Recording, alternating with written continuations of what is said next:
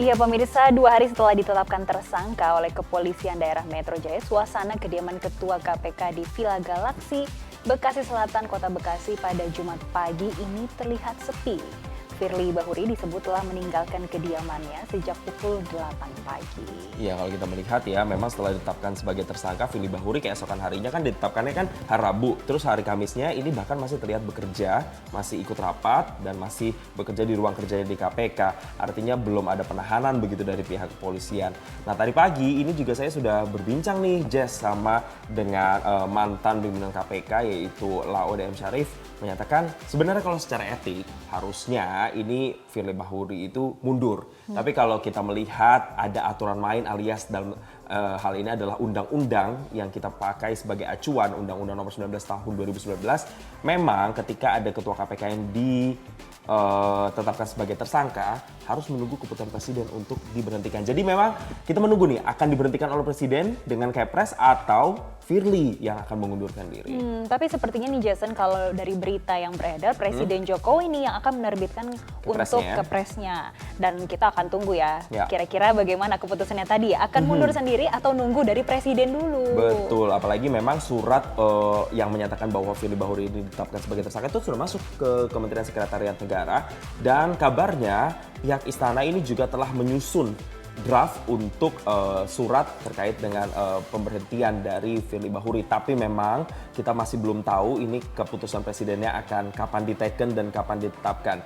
Tapi memang yang menjadi kemudian sorotan begitu ya, desakan selain karena tadi Firly didesak mundur, ada juga yang mendesak bahwa Firly ini harus ditahan juga, Jessica. Ini seperti yang dilakukan pada saat kemarin oleh Abraham Samad misalnya, yang menyatakan bahwa Firly ini harus segera ditahan supaya tidak ada celah lagi untuk bisa melarikan diri dan juga menghilangkan barang bukti. Seperti itu. Oke, Jason. Dan ini ada informasi nih dari Direktur Reserse Kriminal Khusus Polda Metro Jaya, ini Kombes Pol Ade Safri Simanjuntak, yang menyampaikan kalau penyidikan saksi-saksi kasus dugaan pemerasan dan gratifikasi yang dilakukan pimpinan KPK akan dilakukan mulai pekan depan atau pada Senin 27 November 2024. Kemarin tanggal 23 November 2023 pada hari Kamis telah dibuat surat pemberitahuan penetapan tersangka yang ditujukan kepada Kepala Kejaksaan Tinggi pada kantor Kejati DKI Jakarta terkait dengan pemberitahuan penetapan tersangka Saudara FB selaku Ketua KPK RI. Selanjutnya tim penyidik juga telah membuat surat ke Mensesnek terkait dengan pemberitahuan penetapan tersangka FB selaku Ketua KPK RI.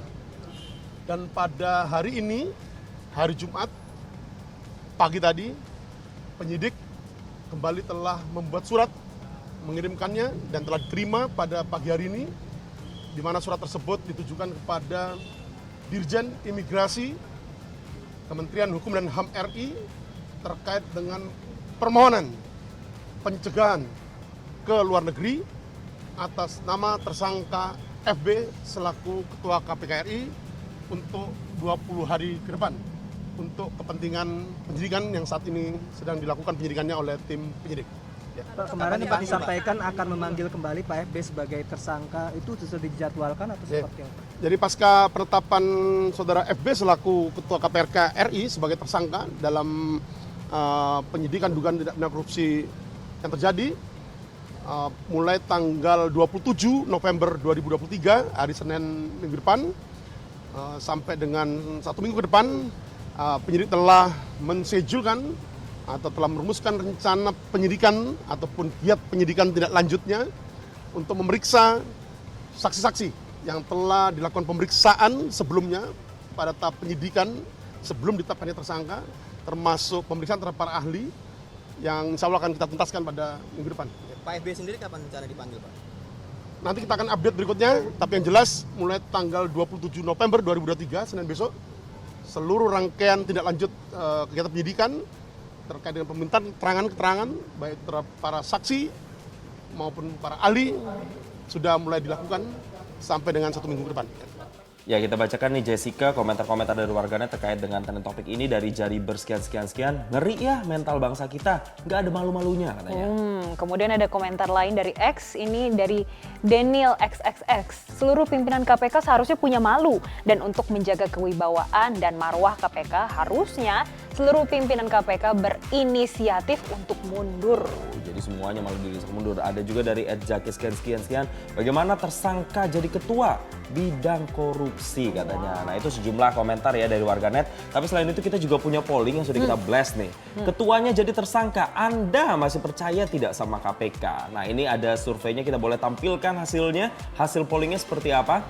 Nah, oke. ini ada 4 pilihan ya. Yang pertama ini nih, sangat tidak percaya, ada berapa tuh Jessica? 78%, Tinggi ya? tinggi banget Jason, 78%, lebih dari setengah ya. Yes, itu yang sangat tidak percaya. Terus kemudian yang masih percaya ini masih 4%, angkanya sangat tertinggal jauh. Kemudian tergantung hasil pembuktian hukumnya 9%. Dan yang terakhir, duh gimana ya? Itu juga 9% ya. Menunggu hasil pembuktian dan duh gimana ya, ini sama ya 9% dua-duanya. Tapi kita lihat di situ bahwa yang tidak percaya ini masih banyak. Nah, bagaimana dengan informasi trending berikutnya? Apakah Anda akan percaya atau tidak? Nah, makanya harusnya sih dipercaya ya, dapat dipercaya. Makanya akan kami hadirkan usai jeda berikut ini. Tetaplah bersama kami di Newsline. Jelajahi cara baru mendapatkan informasi. Download Metro TV Extend sekarang.